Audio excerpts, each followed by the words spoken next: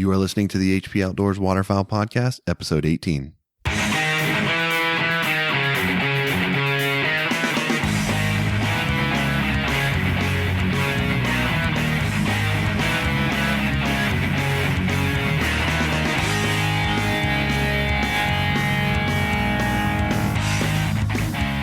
This week on the show, we continue our duck profile segment and feature the ringneck. And we also take a look back at the year 2014, talk about some of the highlights and the lowlights, and we look forward to 2015.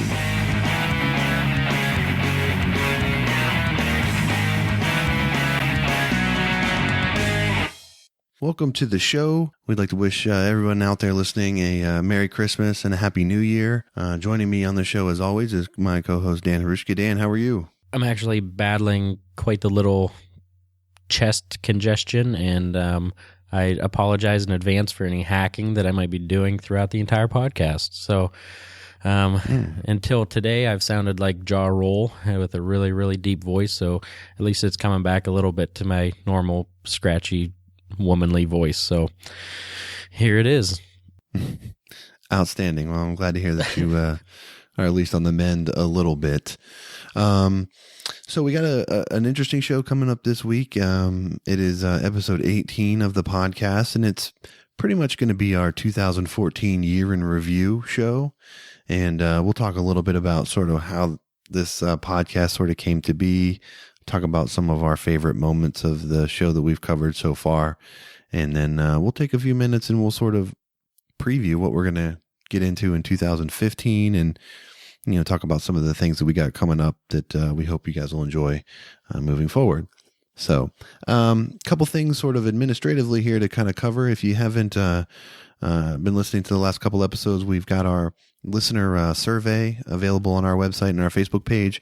Basically an opportunity for all you guys to give us a little bit of feedback about the show and tell us what you like, what you think we can improve on, and a little bit of information about you so that we kind of know a little bit more about who we're talking to, and we can make sure that we get you guys the content that you're looking to hear. We're also starting our newsletter that we've also got sign up availability through our website, where you can go on there and just provide an email, and we'll keep you up to date on some of the stuff going on with the show, and just sort of news and things that are relevant for waterfowlers. And as I'd said in the past, and not something that we're really trying to spam your inbox with emails, that kind of thing, but just sort of another way to sort of stay in contact with the show here. You can also sign up for that through our Facebook page too, as well, if you go on there and use Facebook. So those two things. As always, if you have questions, concerns, you can reach us at the show through our website at hpoutdoors.com. You can email us directly at info@hpoutdoors.com. As I've already mentioned, we're on Facebook, we're on Twitter. You can get all the past episodes on iTunes, and also on our listener hotline. You can give us a call at 724-609-FOWL. That's 724-609-3695. And just a quick point with the hotline there. We get a lot of questions about topics and things that guys would like to have covered, but as you can imagine, there's a lot of ways that things can be covered. For example, if your question is, I'd like to know more about late season goose decoy strategies, that's a great question. There's a lot of different things to cover there. So if you have a specific thing that you would like us to kind of delve into, the best way to do that oftentimes is actually to call that hotline, because what it is it's a voice mailbox system that's set up. So you call it and you just basically, record into there what your question is. And if the audio quality is good enough and it's a great question, we'll share it with everyone on the show, and then we'll answer your question right here on the show, so that we make sure that we actually, address the issue that you have, versus saying a lot of things about late season decoy spreads that, may not actually answer the one question that you have. So that's a great resource for anyone that has a specific question that they'd like to kind of share, with everyone else that might be listening. Cause you always hear it in school. It's likely that if you have that question, there's someone out there that has the exact same question. So, all of them are good and certainly welcome. So a lot of different ways that you can reach us here at the show, and we encourage you guys to use each and all of them, at any time.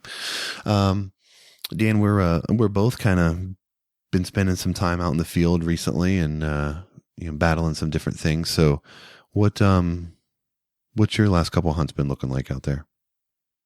Well, yesterday, which was Saturday, our duck came back in, and it's only in till the 1st. So a buddy and myself got out in a swamp, and just we've been seeing tons of reports of no birds around, and I mean, it was one of the best viewing days that we've had in a long time. I'd have to say that we were probably 100 to 150 yards off the main flyway, but we probably saw 600 to 700 ducks and a couple thousand geese. So I'm not sure where the people are hunting at, but the birds are definitely around. We had a couple close shots and a couple birds that we could have shot at, but just were flying by. And our situation that we were in, if one didn't land in the hole we were in, it would be difficult to retrieve. So we kind of just sat back and watched, and that's kind of how that went. So the birds are around, and I wish I had more time off. Yeah, I've actually I've been experiencing the lack of ducks that you're talking about. We've got, our third split came in, and I was really excited. And because when in November it was cold. We had cold weather here in Virginia. We were breaking ice, and we had ducks and geese pushing down through the area, and it was great. So I thought it was just going to be a gangbuster third split here, and it's been up almost into the 60s the last couple days. I've hunted hard the last 3 days, and very, very little to show for it. Pretty much only most of the puddle ducks we had at least in the area of the Potomac River that I'm hunting, most of the puddle ducks are gone. And the divers that are here are pretty much, a handful of ruddy ducks, some buffleheads, and, there's some reports of a handful of bluebills, canvasbacks around, but nothing really to write home about. And it's just made it really tough. Warm weather, no wind, just really, really brutal conditions. So I've got the next week and a half off from work, and I'm going to be putting, a lot of time in, hopefully, but, I'm not sure it's the best thing for me to go down there and, sit all day to see a handful of ducks. And the thing is too, we're not even seeing any geese that we were seeing earlier. So, yeah, I don't really know. I'm really hoping for some cold weather. I think just after New Year's, it looks like it's going to get down and get cold. So hopefully that'll bring some birds into the area. Cause, I was really planning to hit the ducks hard until about mid-January when the season goes out here, and then kind of pound on honkers for the last month of the season here in Virginia to mid-February. So, hopefully that plan stays, valid, but it's going to be one of those things where if we don't get any weather, it's going to be just sort of scrambling to find birds and get decent hunts together. So I'm sure I'm not the only one dealing with that issue out there. I was going to say, we had a little bit of snow today. So, it's starting to chill down a little bit more up here, and hopefully we get a cold snap, because we're only a couple weeks from our Maryland trip here. So hopefully, I need to check the reports down there. I'm sure Trav's all over it, but hopefully that's a good hunt for us. Yeah, I think from what I've been able to see, that the geese are up there. The ducks are just kind of it's hit or miss. So I'm sure we'll be able to make a hunt there together. So, all right, let's, being that we're kind of in the holiday season here, and, we're between Christmas and New Year's, I wanted to ask you, what's going to be your New Year's resolution for 2015? And, of course, being that we're talking waterfowl hunting, what's going to be your waterfowl hunting related New Year's resolution? If you're going to go to the gym and that kind of crap, I don't really care. I want to know what you're going to do waterfowl related in 2015. I was going to say, I already got my weight room set back up, so I already got back into that. Yeah, this is coming from a guy who at one point was training for a marathon, and he's sending me these pictures of just ridiculous treadmill runs, and then they just slowly but surely stopped coming. So I don't know what happened there, but that was another actually some kind of stomach issue that was going around here. But anyway, that's here nor there. But waterfowl related, definitely. Well, first of all, the wife and I found out that we're having a boy coming in May. Yes, congratulations. So I'm really pumped. I'm not sure if my daughters will get out hunting with me ever in the future, but I'm really hoping that this little guy does. So I'm really super pumped about that. New Year's resolutions for waterfowl hunting. just taking a lot of the tips that we got from people that we had on the show and just becoming a better hunter. Like there's every hunt you learn something, and I want to be able to, go to more shows, talk to more guys, and just never stop learning. We're here to help other people learn the sport, and we continue to learn. So that's really high on my priority list, just to become a better hunter and get out there and, just keep doing what we're doing. Yeah, I think there's a lot of validity there, and I think a lot of people can probably apply a little bit of that same type of mentality. But for me, I've wrestled with this a little bit, a couple different things, and I really want to be a better both duck and goose caller.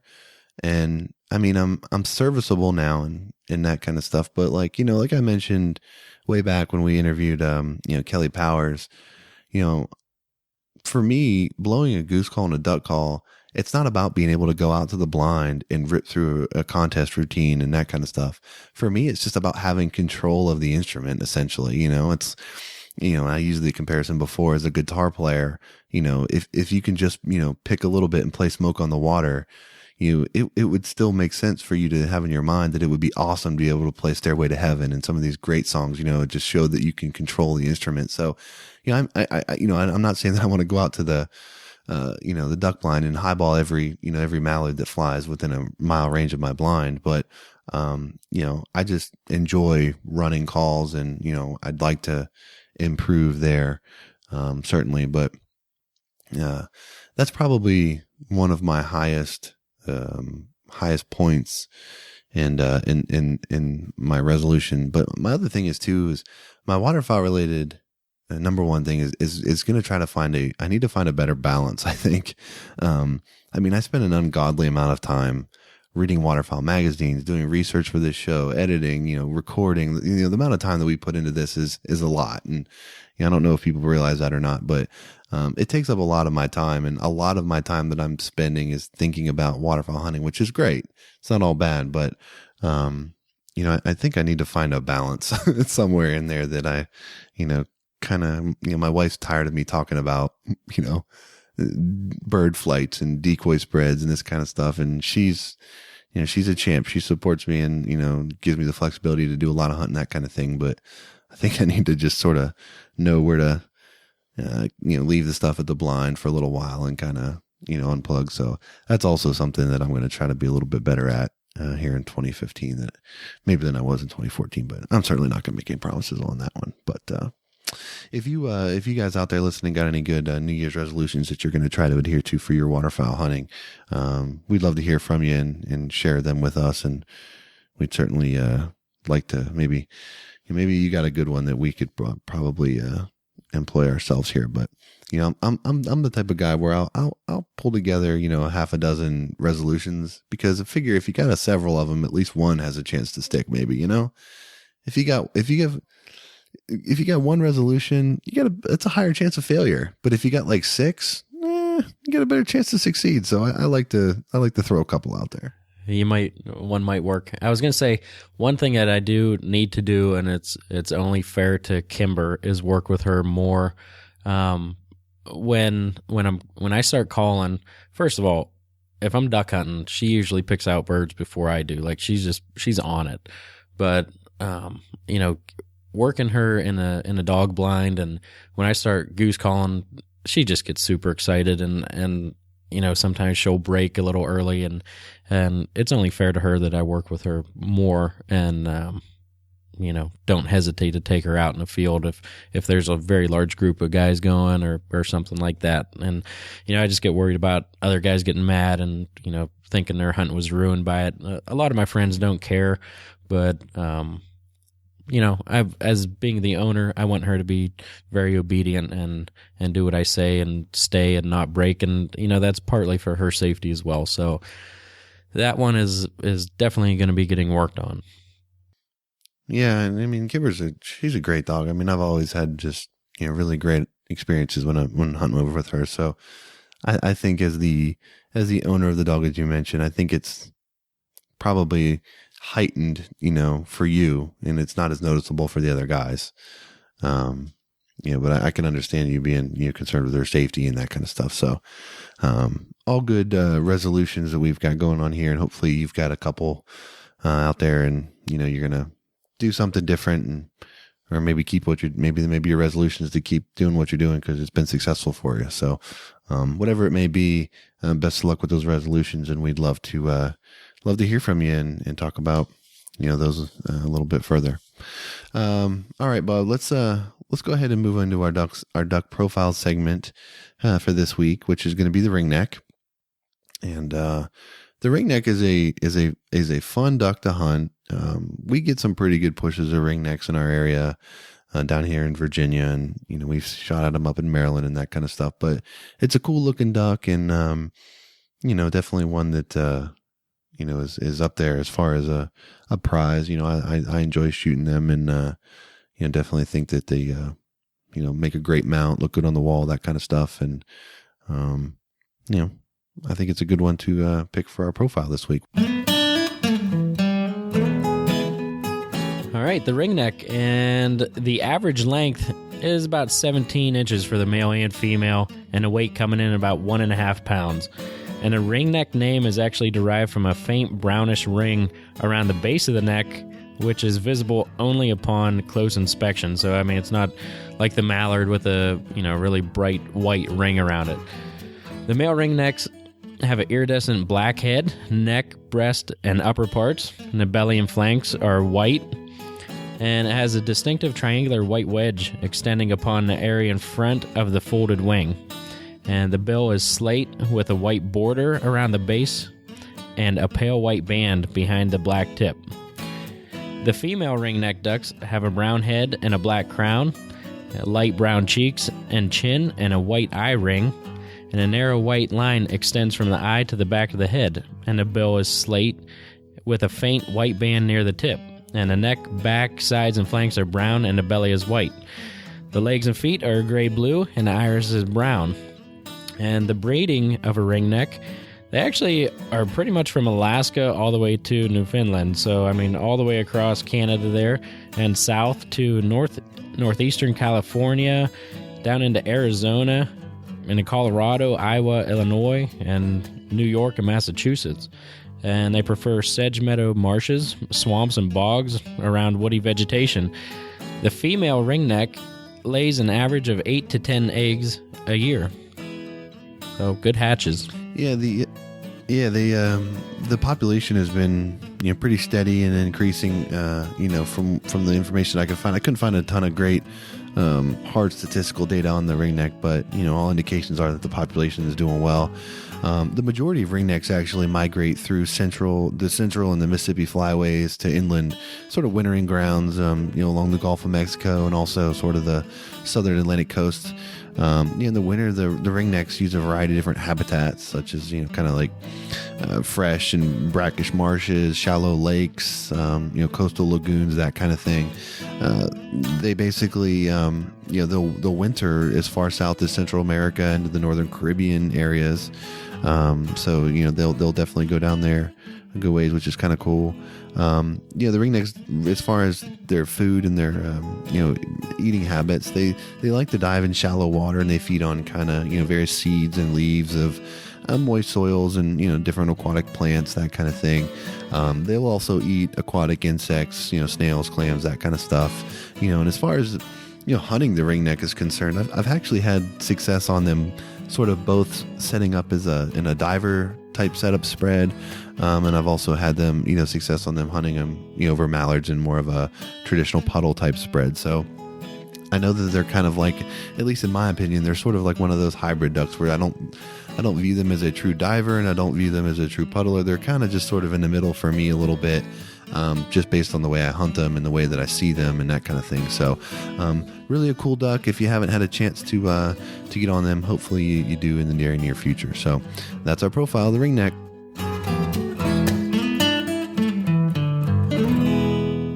Another great profile feature there for our segment. And now we're going to go into the sort of the meat of the show here, and basically just sort of take a look back at the year that was 2014 for us here at HP Outdoors, and kind of foreshadow a little bit of what's going to come in 2015. So let's not wait any longer. Let's go ahead and get into that.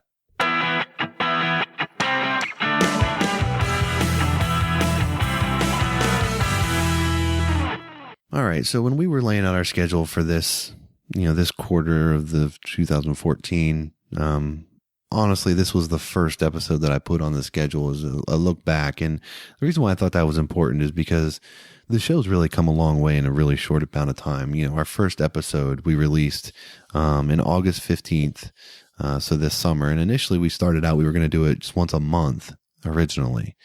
And then we just kind of realized that, we weren't going to be able to really build on anything that we were going to do just once a month. So then we pretty quickly, after the first, maybe second episode, I think, turned it into a weekly release. And I think that that's been really beneficial for, a lot of the people that listen to this show, and especially the guys that are just kind of getting started and learning a lot of tips and stuff like that.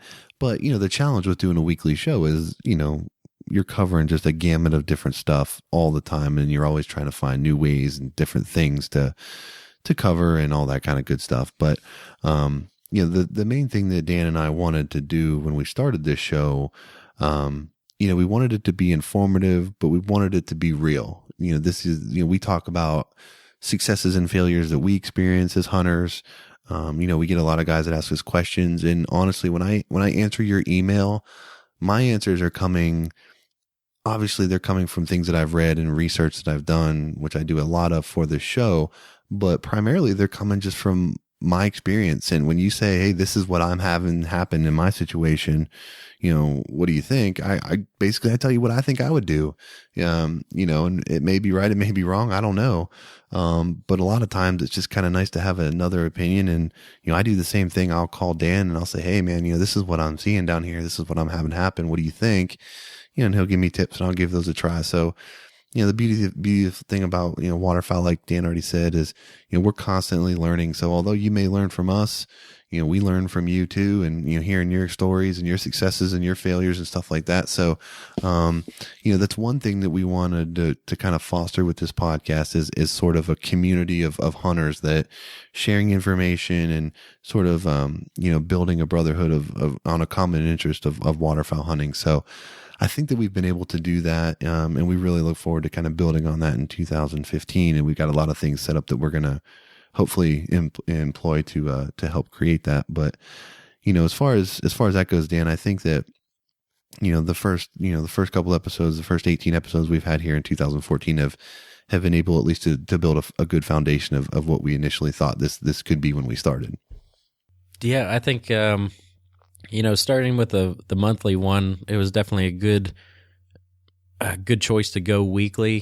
Some of the, just looking at other podcasts, and the biggest complaints were, they don't come out enough. So that was definitely a good adjustment that we made there. And like you said, when we answer emails, it is mostly from our experience, and it's nice to get emails back saying that worked. These guys that email us are going out and having successful hunts. And I mean, that's what we're here for. That's what we started this for, to help out. And even, when we started making calls and, did a show, and, guys, it almost seems like they're shy. If they can't blow a call, then they're shy and almost avoid getting into the whole hunting scene.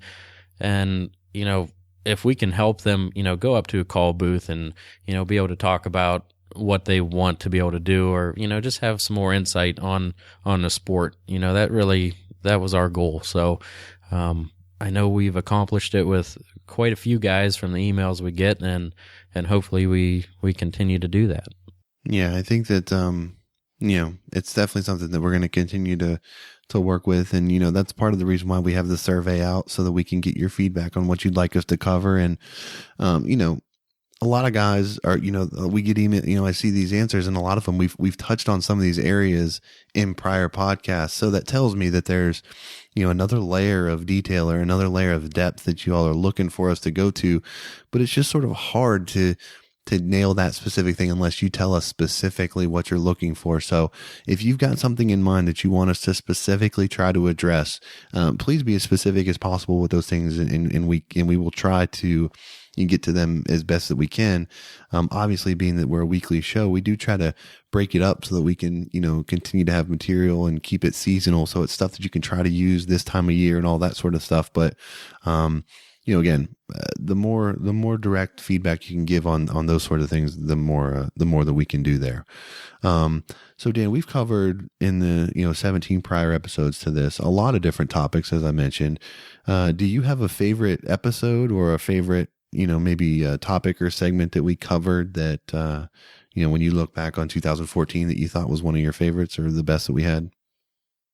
I don't know if I can come up with one episode. And when we were talking about this episode and what we were going to talk about, I think my favorite thing about the first 17 episodes that we had is the motivation that it gave me, and just, talking to these guys and different things to try. Like, it's, some guys are all motion. Some guys say, motion is more, important to just us as humans. But I mean, going out and applying these tactics, there was just way too much to pick a favorite for me.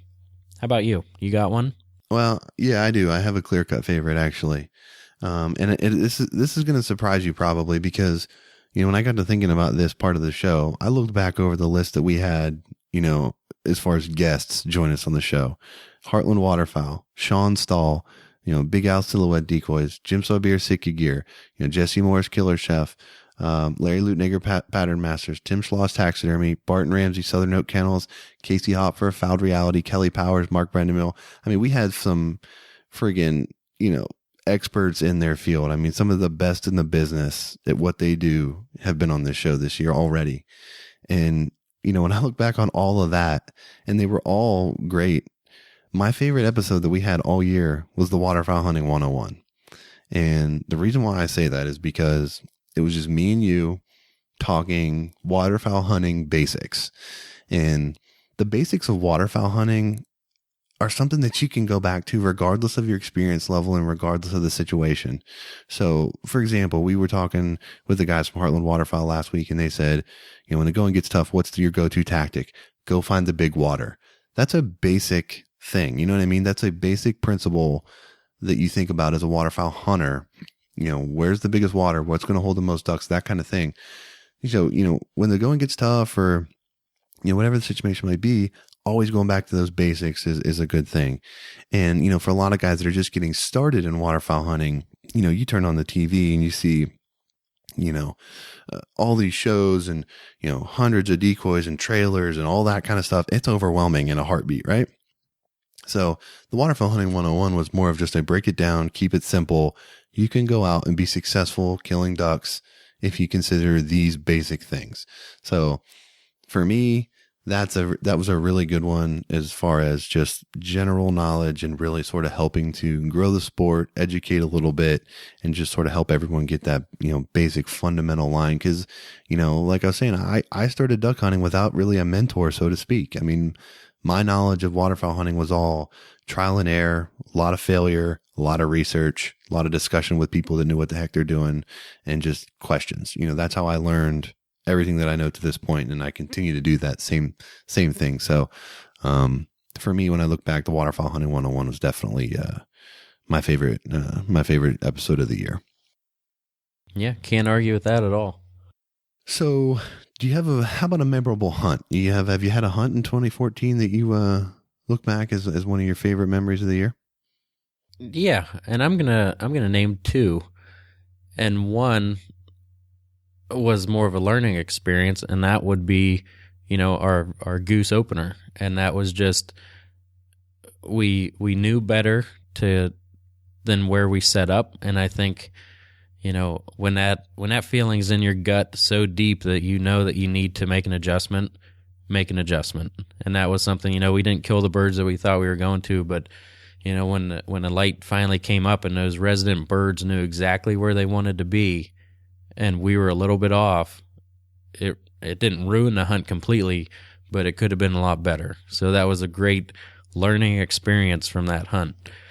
On a good hunt, the first snow that we had, and we probably could have killed 400 geese that day. Like, they wanted to be in there, and we were right on the X, and it was just textbook. So that was, as far as a successful hunt, our hunt in the snow, and I think it was a 6-man limit that we dropped. So that would be my number one for the year. Yeah, I can see that. That was a those kind of hunts are definitely special. When you get that true X set up where you can do no wrong. I mean, that's an incredible feeling for sure. For me, if you follow this podcast or you follow our Facebook page, that kind of thing, you know what I'm about to say. Number one hunt of the year for me was my first ever canvasback harvest. It was in November. It was early for this area, but we had that cold weather that pushed them down. And it was just an incredible hunt for me and my buddy Carlos. We both plucked drakes out of the flock that worked us. And, it was just a cool situation because, they circled us 2-3 times. I was able, I identified them almost immediately, the anticipation. And the weird thing was when they came in, they finally, worked to the spread to touch down there. I pulled up, I've got it on GoPro footage, so it's not great, but I pull up. I can't even remember the shot almost. It happened so quick, so fluid, but it was just one shot, perfect shot, dropped it right in the spread. It's just one of those things that I will always remember that hunt. It was just such a cool experience, and especially to be sort of on the record as outspoken as I was about canvasback being my number one hit list at the time. So, definitely my number one seed, for 2014. And, I'm still got my fingers crossed that I'm going to have, other opportunities at canvasbacks, through the end of this season and in early 2015. But if I don't, I will still fondly look back on that one that I did take and, look forward to my next opportunity to do so. So for me, clear cut number one, without a question. We talked, you talked about a lesson that you learned, on that opener that we've discussed a couple times. Any other hunts that sort of taught you a lesson that you sort of going to hang with you that you'll be able to apply in the future? Any other lessons learned from the field? Man, safety, and a couple guys this year have taken dips in the water, and thankfully it's not deep. So, making sure that the safety aspect is there, and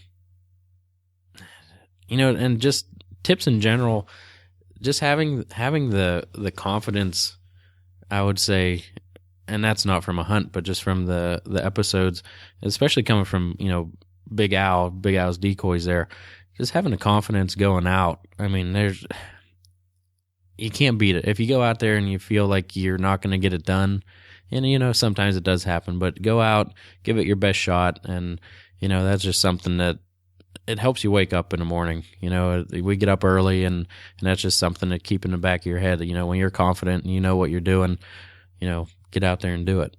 Yeah. No, I mean, confidence is huge. It can't be understated, no doubt. For me, a lesson that I learned in 2014 is that you can't go from shooting, September honkers at, 15 yards in your face to shooting at, wood ducks and mallards and stuff like that, flying a heck of a lot faster and have much success without any practice. So next year, I've probably shot through several rounds of ammunition. I'm not keeping track, but it's a few in that, early season period, just trying to get on. I can't tell you how many wood ducks I missed at just incredibly close range just because I just wasn't geared up for that. I was used to shooting, big old blimp honkers floating down into the spread, and boy, it's just a different ballgame when you get on those woodies and stuff like that. So, for me, it's just going to be, some time on the skeet range, getting my, my swing back in order and that kind of stuff before I go after ducks, because I should have had, there's some hunts that I just kicked myself, and I mean, literally almost every, and I'm sure I'm just like everybody else, but, almost every week out, I say, man, we got this many ducks, but we should have had this many, because we were poor shooting or, we didn't capitalize on opportunities. So, that's one thing I learned that, I spend a lot of time getting decoys ready and scouting and all this other stuff, but I need to spend some time on the skeet range and, making sure that I bust a few clays before we, get out and get rocking with that stuff. So, all right, let's go ahead and preview sort of, 2015 and some of the things that we're going to, introduce to the show and some of the things that we're going to kind of do, moving forward. The first is we've had several questions of folks asking us about if we're going to do this off season as well, throughout the year, if this is just going to be during the season type of thing. We're going to try to do this throughout the entire year.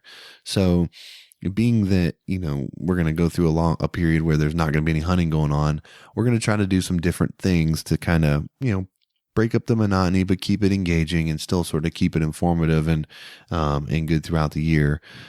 We may shorten up the episodes a little bit, try to keep them a little more condensed and concise. But we're still planning to do it. So definitely, keep looking for us even after the season goes out, and we're going to still continue the question and answer, stuff through emails and all that kind of good stuff. So definitely going to keep it going. A couple of things that we're going to be bringing out here to you in 2015. Don't necessarily have timelines on some of these things yet, but these are definitely on the forefront just to sort of keep everybody in the loop. We're going to be starting a private Facebook group essentially to where, it would be just sort of a group membership on Facebook for, the folks that listen to this podcast, where we can all be in there kind of having a group discussion about, some of the things that we get emailed directly on. I'm sitting there reading this. I'm like, man, this person just made a great point. This is something that everybody would benefit from hearing. So it'd be great to just have a spot where we can kind of all bounce ideas off of each other, share pictures, share discussion, just sort of, continue to fester the community that we've been building through the show. We are going to be bringing some things back through our website that we've had a lot of people requesting. If you've been on our website or on our Facebook page, you've seen the barrel stickers that we've got and the hats and some of the shirts and stuff. So some of that stuff is going to come back, and we're going to have that available through our website. We're working on that right now, so hang in there if if you're interested in barrel stickers and HP hats and some of that kind of stuff. We will have that available for you here in 2015 through our website. We've got another project that we're trying to organize currently, and it's sort of we're planning. But in order to do it, we would need an outfitter that's willing to work with us on this project. So if you are an outfitter and you're listening to the show and you have an interest in working on a project with Dan and I through HP here, shoot us an email, info@hpoutdoors.com. Hit us up on Facebook, Twitter, whatever works best for you. And we'll fill you in on some of the details of what we're looking to do. And, maybe if it's a good fit, we can work something through that. But if you're an outfitter or an outfitter that you think might be interested in working with us on a project, please ask them to reach out to us, and we can get them the details from there. Dan, we've talked about some of the things that we can do this off season. And one of the things that, we think that we'd like to do is try to incorporate a little more video, maybe through our YouTube channel type of thing, to augment some of the things that we talk about in the podcast. So give a visual to some of the things that we discuss, just to kind of help piece the puzzle a little bit more together, short video segments, nothing too lengthy or crazy like that, but just to kind of help augment that. Why don't you talk a little bit about some of the stuff that we'd like to maybe put, into that video realm? Yeah, I mean, there's a few things, and it kind of ranges from everything from calling, trying to help out in that department, goose calling, duck calling, and then going over gear, kind of what we use, what we endorse, and that goes from decoys, and we can even do some clothing and why we use what we use, and just it adds another element to what we're trying to do and helping guys, and I think it'll be a lot better than just going online and seeing a picture of something. It'll be interactive. We can, obviously show videos from every side and kind of explain the options that, particular items have. And it's kind of the idea that we have going. Yeah. I mean, just something to visually show you, about different techniques, tactics, that sort of stuff, but also product reviews. you hear us talk about a lot of different products on this show and that kind of stuff. There's nothing on this show that we talk about or that we mention that we don't personally use ourselves and that we don't trust and believe in. We're not talking about, whatever the product is just because, someone's asking us to or whatever. I mean, we're talking about products that we use, that we spend our own money on, and we employ in the field. So, we will do non-biased, unbiased reviews on these things. We'll tell you the good, the bad, the ugly. And then it's up to you if you want to, spend your money on these types of products. There's a lot of choice out there. Obviously, you can go to Cabela's or Max Prairie Wings or Rogers Sporting Goods or wherever and see a billion different types of decoys, a billion different calls, rigging, all that stuff. There's tons of options out there. We can only provide insight on what we use and what we think is, a good product and what's not a great product or whatever. But then it's up to you. So this is just one more tool to help you evaluate when when it comes time for you to make a purchase on particular goods and that kind of stuff. So definitely keep an eye out for that. And if you haven't subscribed to our YouTube channel yet, you can go and do that, and you'll get all the videos sort of emailed to you whenever we're, notified to you whenever we put something new up there. So that will be coming into 2015. We're going to be more active with our newsletter in 2015, getting more stuff out to you guys. But again, this is going to probably be more towards the off-season portion. As we're still in season, there's a lot of great, techniques and segments that we want to hit before the season's out that you might be able to, employ before your hunting season gets out. So some of the different topics that we're going to hit in 2015, we're going to cover, hunting divers, diver ducks, where we want to touch on duck calling, goose calling. We'd like to talk about ammo. We'd like to touch on snow geese, how to use motion in your spread. We're definitely going to get back into more dog training stuff. Things as specifically for the off season, different techniques and things that you can use to keep your dog in shape. Dan talked about working with Kimber. It's a process. You can't just show up a weekend before the season, throw a couple buoys out in the lake, dog goes and fetches them up and you're good to go. It just doesn't work like that if you want to have a really obedient, top trained dog. So, hopefully we'll be able to cover a lot of those things that'll keep that fresh and, keep you successful through the off season with that as well. We want to talk about hunting the hard freeze. Obviously it's going to be getting cold a lot of different places around the country. So, we want to talk about what you need to do and some tips you can work when, when things start locking up and, water gets tougher to find. So all different things that we are going to cover in the early part of 2015. And, if there's something else that you'd like to hear us discuss, please send it our way and we will do our best to get on there and cover it for you. So, having said all that, anything else, Dan, you want to add about moving forward for the HP Outdoors Waterfowl podcast in 2015? I was just going to add to the topics list. Hopefully we can get someone from, say, Benelli or Beretta on here just to talk more about shotguns and guys looking to purchase waterfowl. Well, you put it out there, so it looks like you got to make that happen, buddy. Well, hey, I'll try my best. No pressure. No, and another thing I was reading up on the other day, and we joked about it. Sorry, my stuffiness is coming out right now, but we joked about it before about my gun freezing up a couple times, and I'm looking back and I'm like, shooting it a few times shouldn't make it lock up. So what else am I doing that is making this happen? And since I was little, I always cleaned with the gun cleaning oil and or WD-40, mixing it up, but the main ingredient in there is water. So when you're in negative degree temperatures, that water actually freezes up in the oil and is not good for your gun. So I was reading, and a lot of guys are using motor oil. They'll put in their action just because it doesn't freeze. So that was something that I actually put on my gun already, and it is working pretty awesome compared to a regular WD-40 or just the regular gun cleaning oil. So something to think about, and I definitely plan on doing a little more research on that. Yeah, it's interesting because I've always used like hoppies and that kind of stuff, but I've always I always go kind of light. I've never really been wanted to put it on a lot, and then I wipe a lot of the excess off, that kind of stuff. So maybe that's kept it from being too bad. But, you might have had some water freeze up in there, but I can assure you had some carbon built up that day too. There's no question about that. But the thing is, I got to, just on Facebook and other forums, these guys are saying they've had their gun for 3 years and never cleaned it. And, it's firing every time. And, it's the same gun. I'm like, well, what are they doing? Are they not, is there no oil on their gun at all, or, what? So that's what kind of sparked my interest to do a little more research there.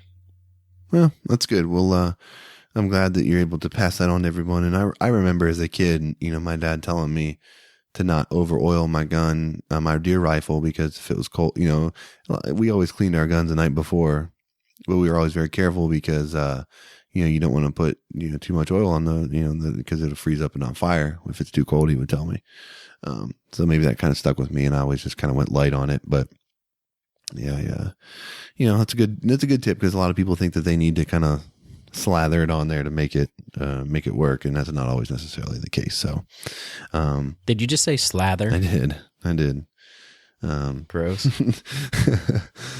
Anything else before we wrap up the show here today? No, like I said, there were a ton of good tips from all the guys that we talked to, and the main points. I just love that pretty much the main points were the basics, like you were saying, and how important the scouting is, and it was cool that even the professionals that they're on TV, and it's the same basic thing, and I think Sean Stahl even implied the KISS method, keep it simple, stupid. So, a lot of people were out there overthinking it, and just get back to the basics if you're struggling, and get back on it. Yeah, that's it. It's just, it's a constant grind, and if one way doesn't work, you try it another way until you figure out what you got to do to be successful on a consistent basis. And that sort of, therein lies the difference. The guys that are willing to do what it takes and figure it out to make it work, and the guys that, gets tough and they just decide, football game's on, I'm going to head back to the house, that kind of thing. Makes all the difference when you're, talking about birds that are a little tougher to get on and that kind of stuff. So, hopefully everyone's enjoyed, 2014, and, hopefully you all are as excited about 2015 as we are. And, that pretty much leads me into this week's parting shot.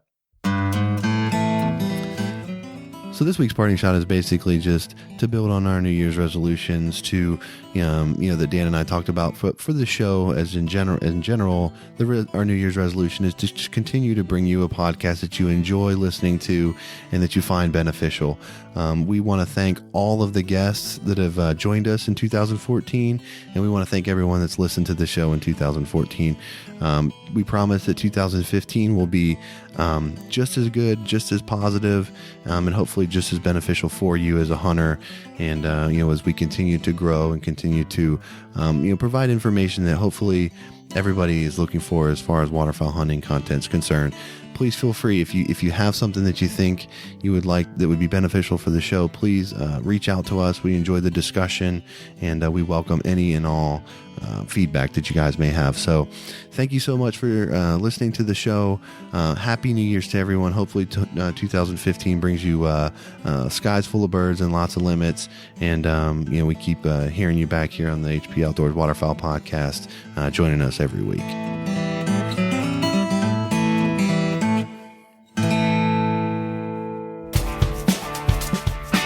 That's going to do it for episode 18 and 2014 for the HP Outdoors Waterfowl Podcast. We hope you guys enjoyed the ringneck duck profile segment, and we hope you enjoyed taking a look back at 2014 with us and sort of previewing what we've got in 2015. As always, check us out on iTunes. If you enjoy what you hear, please give us a 5-star rating and review. You can also find us at hpoutdoors.com, Facebook, and Twitter. And for Dan, I'm Josh. Thank you so much. Happy New Year's. Take care.